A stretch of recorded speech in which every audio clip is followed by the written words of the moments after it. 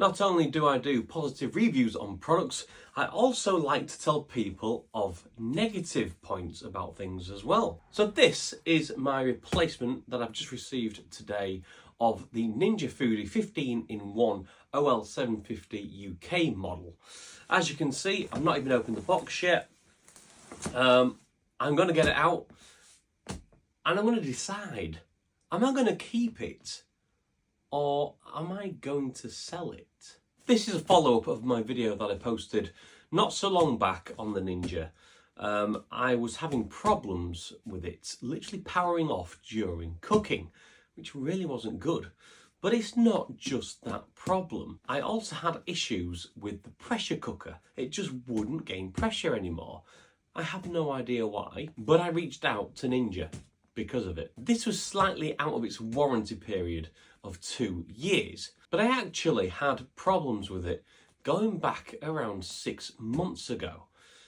It was losing pressure first, and I thought, do you know what, I can't be bothered with returning it because it was still working as an air fryer and other facilities were working too. But then when it stopped working altogether, as in it kept on cutting out halfway through cooking on even the air fry option, I thought, nah, I'm not having this. Now this is a £300 machine.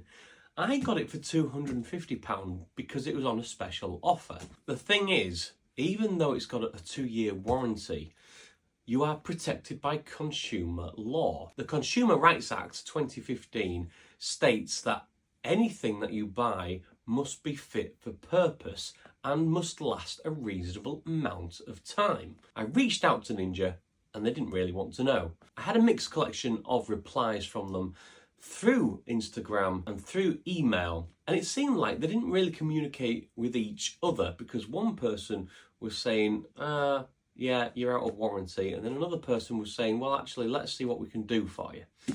So then I gave them all my details.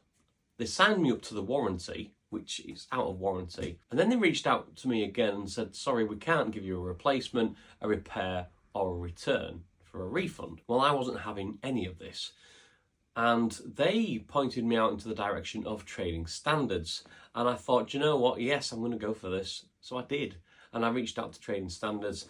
Now, I don't know if it's that's kind of helped me gain a replacement. However, randomly, via email, it was 3 minutes past 6 on an evening, I received an email from Ninja saying, we are going to replace it for you. But this is going to be the last replacement and it's not going to be under warranty. So this is my issue. If it breaks down again, it's going to be out of warranty. And even if it lasts another 2 years like the last one did, that's only 4 years it's going to last for. And I'm thinking, do I really want to bother with all the hassle of having to return it again? No. I think I'd rather just sell it. So that is where I am going with this. The thing is, these are now £320 to buy, and they were £300 to buy for the original price at the time of me buying this. I was just lucky that it was on sale at 250 quid because they was having some kind of January sale, I think it was. So let's have a look. I'm going to open this main box. Now the reason why I'm doing this on camera as well is because there's been reports that people have been sent used machines.